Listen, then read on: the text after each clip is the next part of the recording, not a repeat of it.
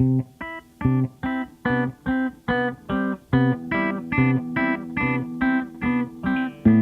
I'm Tim Hellman. I'm Gabe. And this is Movie Talk. Today we're going to review the movie 2016, Obama's America.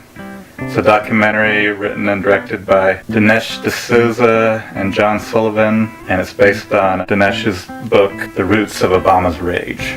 And it's about basically what he thinks the world will be like in 2016 if Obama is reelected for a second term. It goes over a little bit of his history and what he believes his motivations in politics are and what he wants to do with his presidency, basically.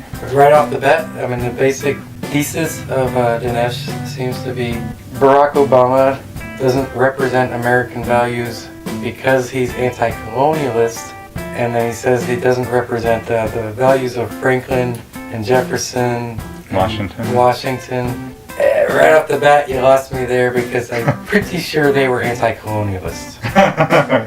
That was, to me, the basis of the founding of the United States. But that seems to be the common theme through the whole thing, is that Barack is supposedly anti-colonialist, he's anti-American.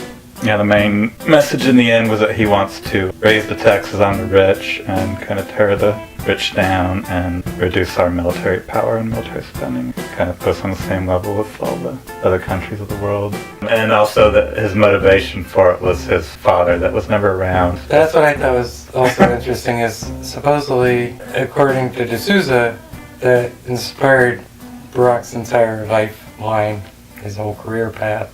So he lists 5 of Barack's founding fathers, including Frank Marshall, who was a socialist. He was on the FBI watch list, along with, like Martin Luther King and other crazy people like that. Mm-hmm. At one point, Helen Keller was on an American watch list by the government because she was a socialist. And then, she was terrifying too, right? Mm-hmm. Bill Ayers, with the Weather Underground, he did do some terrorist acts, but that was 25 years before Barack ever knew him. By the time Barack knew him, it wasn't like they were best buddies, but they did work together on social causes in their local neighborhoods. It wasn't terrorism at all. They were saying that Barack Obama is pro-jihadi. It would definitely come as a revelation to people being bombed by Predator drones in Pakistan and Afghanistan and Qatar and around the Middle East. I'm not defending Barack. I'm saying he's doing colonialist things, but it goes against D'Souza's thesis entirely. It's funny to me that a lot of the really left people I know think that Obama's not left enough, basically, and a lot of people to the right are saying he's too extreme to the left. They have to bring up the Obama healthcare plan. I don't know how that fit in. Somehow they tried to say it was a Muslim communist thing. Mm-hmm. Most people know it was from the Heritage Foundation, a conservative think tank in the late 90s, to actually preserve capitalist healthcare delivery. Within this thesis of him being an anti-colonialist, I don't see how public healthcare would make you a colonialist or an anti-colonialist, either way. Just judging as a movie, I thought it was a little cheesy. One of the things that I did like about it was the cinematography, I guess. I would say cinematography was great, really. The usage of music, 80% of the time, is actually really good. But so the intent of this movie, it kind of reminds me of when Bush was about to be reelected, how Michael Moore came out with the Fahrenheit 9/11. This seems like just the other side's film tactic. Both of them, if I was to say they both shared a negative, would be that they'll every now and then just state something as a fact without backing it up. Oh, yeah. Like when he was saying that Barack's mom married Lolo Soetoro, her second husband, simply because he was from a third world. He was trying to make it seem like it was her fetish to marry third world people. He didn't give any backing. He didn't have a quote from her or a letter from her to him or anything like that. He just said that she liked him because he's from a third world, and then when he started working with first world people, she ditched him. Totally just out of nowhere. And I do think Michael Moore sometimes does that. He'll just present the fact without backing it up.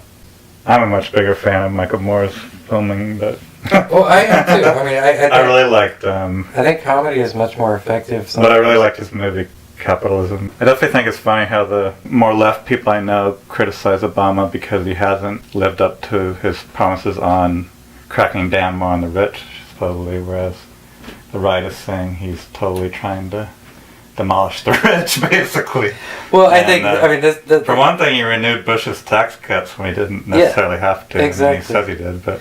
And I think that's totally illustrative of how this whole narrative on Obama has gone, is that they're talking about this imaginary person. Like you said, he has not raised our taxes. He left them at Bush levels and reduced them for about 80% of the country. So that is not true. They do the classic line where they talk about unemployment. The years they use are 2007 to 2009, but they say it's Barack Obama's fault. 2007, 2008, both of those were Bush years. 2009, where they end this thing, was the very first year of Obama's administration. And even if he could have enacted everything he wanted to, that's not going to have an effect that first year anyways.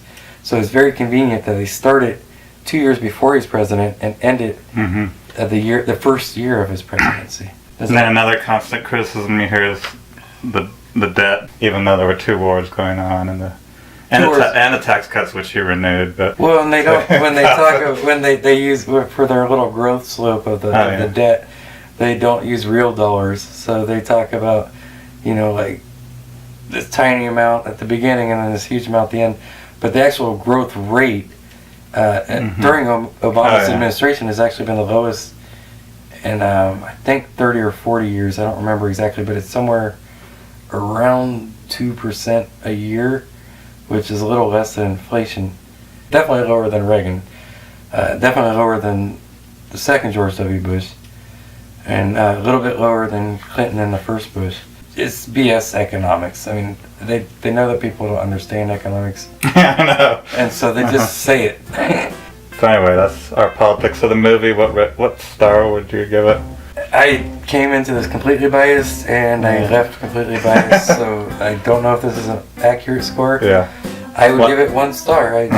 Based mostly on production value. Information-wise... I was going to give it 2 stars just because of production value. I thought it was okay. But you're more into that because you're more into movie making. I think my final thoughts are Dinesh D'Souza is an apologist for colonialists. He feels that being anti-colonialist is anti-American, even though that is how America started. He seems really disrespectful of former colonies, especially when he talks about Hawaiians not being grateful for the money that Dole and the pineapple and sugarcane companies spent on their schools. Like, they should be grateful for that, even though they were colonized. It just seemed like a very backhanded, kind of mean movie, I would say. That's my final thought.